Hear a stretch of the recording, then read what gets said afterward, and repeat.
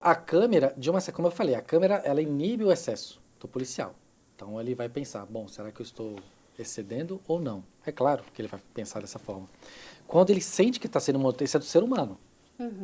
É tanto que os estudos foram feitos numa fábrica de produção de alguma coisa, eles queriam saber se a câmera, se a luz, na verdade, a luz alterava, isso foi muitos anos atrás, se a luz alterava o progresso ali, a produção, se aumentava a produção ou não.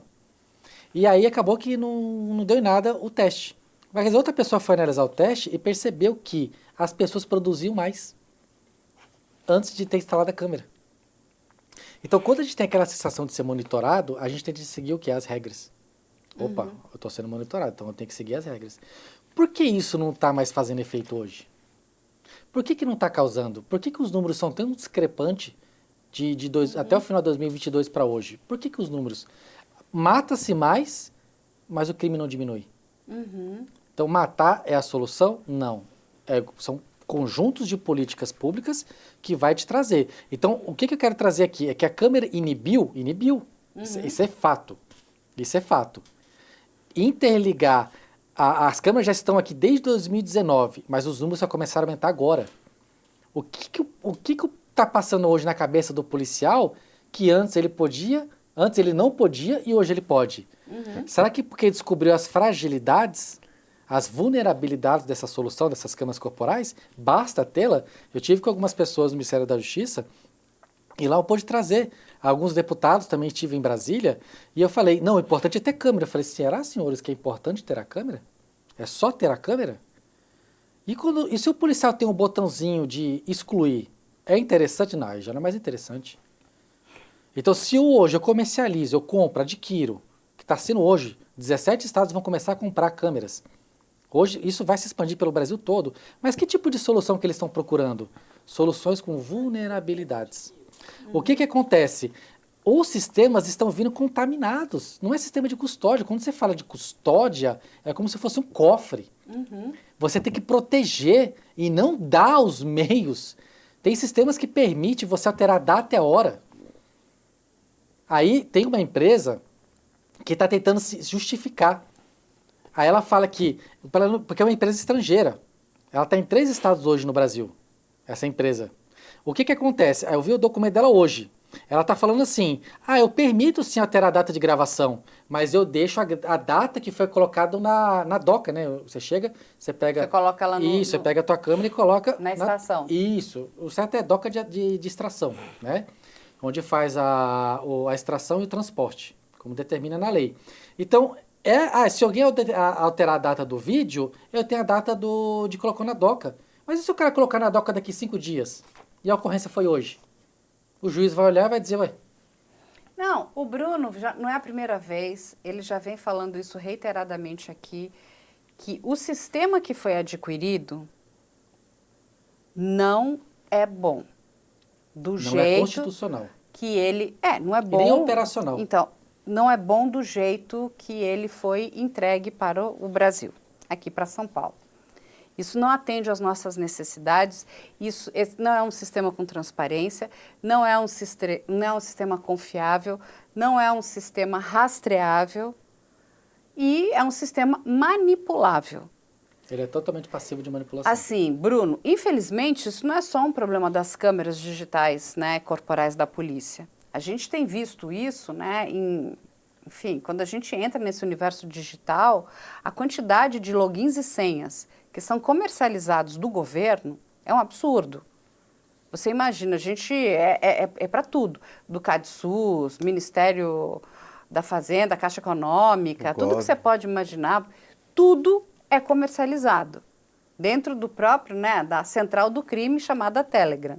Você vai lá, você compra. Tem várias pessoas ali que estão comercializando, são logins e senhas de funcionários públicos. Entenda-se que ali tem um CPF, mas assim, aos montes. O que a gente recebe, a quantidade de denúncias que chegam aqui é muito grande. Você imagina em relação a essas câmeras corporais. Então é o seguinte, nós temos um problema muito grande, que não é só da câmera corporal. Mas nós temos uma minha preocupação quando a gente trata um pouco das câmeras corporais é porque hoje o maior meio fiscalizador é uma câmera. Não, sim, Então, eu entendo e isso, é o mas o maior problema é... produtor de provas, de vestígios que pode se tornar provas. Mas a minha preocupação quando a gente fala que nem a Muralha Paulista. E tem solução? Tem. A questão toda é o quê? E o Brasil é o primeiro país no mundo a ter soluções para isso. Basta cada um já começar a entender. Isso que eu falo com os peritos, com os advogados e com a justiça. A gente foca muito na segurança do dado e não presta atenção na autenticidade do dado. O que acontece? Muitas vezes a gente se preocupa em blindar o sistema. É faro, é portas, tudo aquilo. Mas às vezes já entrou algo contaminado, então você já está protegendo algo contaminado. Não, quando o homem, né, o humano, está ali do outro lado, eu posso alterar a data, a gente tem um problema muito sério. O que está acontecendo? As soluções que estão vindo hoje, elas têm que começar a entender, e eu dou algumas palestras que eu tive na Polícia Militar de São Paulo com relação aos drones. E aí começaram a me questionar, eu falei, poxa, mas eu sou da França, eu sou dos Estados Unidos, eu sou da Alemanha, poxa, você do Brasil quer me ensinar segurança? Eu falei, alguma vez eu falei de segurança? Eu alguma vez questionei a segurança de vocês? Eu estou falando que essas imagens dos drones, elas vão ser usadas aqui na nossa justiça brasileira. E nós temos leis. Eu estou tratando com o senhor sobre a autenticidade do dado, a prestabilidade da prova documental digital. É dizer que não é segurança, é a autenticidade, é a validade jurídica. Então, o Brasil é o único país hoje que lidar com a gente fala de chaves. Nós temos as nossas chaves, que é contratado pelo ICP Brasil. Então, hoje no Brasil nós temos certificado de digital. Aí eu pergunto, esses sistemas públicos aí, tem certificado digital? A maioria não tem. Isso é lei, 2020, 14063. Tem a autenticidade da hora legal? Poucos têm. Hoje é mais autarquia, mas o governo federal, os tribunais. Esses dois aqui já são... Tem o terceiro, que é a autenticidade daquele arquivo, que também é lei. Uhum. O que me preocupa quando a gente fala de tecnologia é que elas combatem o crime, elas salvam a vida de policiais, a tecnologia. Mas ao mesmo tempo pode controlar a sociedade. Então quando a Muralha Paulista funcionar, todos vão ser controlados. Mas vão ser controlados por quem? Pelo quê? E quando houver vazamento, quando tiver um abuso, o sistema vai conseguir. Eu estava numa empresa gigantesca de seguro, e aí eu comecei a falar um pouco sobre isso. Não, mas nós temos a LGPD. Nós atendemos. Eu falei, eu não sei se vocês atendem. Mas o que a LGPD é? Ela torna o vazamento crime. Aí a minha pergunta foi, agora prova o crime. Vocês têm os mecanismos para provar o crime? Aí ela falou, eu já não sei, o que é isso? Eu falei, então, o Brasil tem leis. Já tem leis. Então, quando o caso do Sérgio Moro, do juiz, foi um policial que vazou. Uhum. E todo mundo sabe quem foi, ele está preso, ele está expulso. Nada. Porque não consegue sustentar. Então, quando eu penso na tecnologia, eu penso na punição. Eu tenho que entender se aquele sistema está resguardado na lei.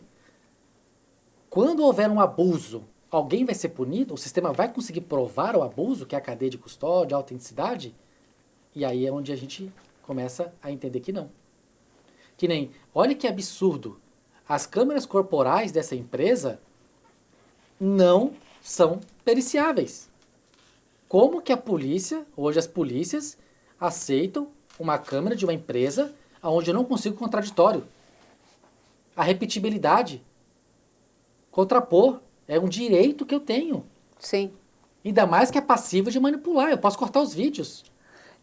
Então, assim, Bruno, a gente tem um problema sério, grande, porque, assim, digamos, essas imagens que foram capturadas pela câmera desses policiais, se não forem entregues na íntegra, também elas não têm validade nenhuma. E o que é tem na íntegra? Não. Aí que tá. Com tudo Como do que eu sei começo que eu recebi na fim, íntegra? né? Como que eu sei? Então tá faltando essa transparência da própria empresa, se ela é uma empresa legalista, se a instituição que adquire também, ela tem que mostrar, abrir todo o sistema, incluindo as permissões, que tem lá excluir data, hora, excluir autoria. Não, isso deveria ser proibido, excluir Não, data. já começa por aí, né? Assim, Você não certeza. podia excluir data, você Se não é um podia sistema de excluir custódia, autoria. né? Tinha que ser, isso tudo não podia ter qualquer manipulação. Aqui quem adquiriu a Polícia Militar do Estado de São Paulo e o CICC. Não, isso é um absurdo. Isso, de novo, é um Agora, absurdo. o que acontece? Adquiriu-se novas câmeras. E aí fica pior ainda. Entendi. Agora fica pior, por quê? O que acontece? Eu estive em Brasília no CNJ e a gente começou a debatermos lá essa questão do quê? O que é uma causa pétrea? O direito, o quê? De não gerar prova contra si mesmo. Começa agora outro embaraço, porque quem desenvolveu essa metodologia, e está comprovada que funciona, que é a gravação ininterrupta, o Brasil é o único que faz isso. Hoje, quem está fazendo isso? Bahia, São Paulo, Rio Grande do Sul e Rio de Janeiro. E Paraná. Eles fazem todos. Agora, essa nova forma que esse novo governo colocou de não gravar o tempo todo vai causar inúmeros embaraços. É óbvio. Isso é óbvio. Se o policial for abusar, roubar, fazer qualquer coisa ilegal, ele não vai apertar o botão. Isso é claro, isso é óbvio. A questão toda é que a maioria dos vídeos está comprovado. A maioria dos vídeos que vão para a justiça hoje são os vídeos que a gente chama de rotina, são de patrulhamento. Aquele que grava continuamente, que são o quê? Sem áudio. Isso chega a ser 70%, 80% dos vídeos que vão para a justiça hoje. O que significa isso? Que o policial não aciona. Ah, mas ele tem um acesso remoto. Agora é que vem uma coisa que as pessoas têm que entender. Que até o STF já está entendendo. O Ministério da Justiça agora está entendendo. Que quando a gente fala de acesso remoto na câmera, de acionar ela remotamente, é que vem a questão.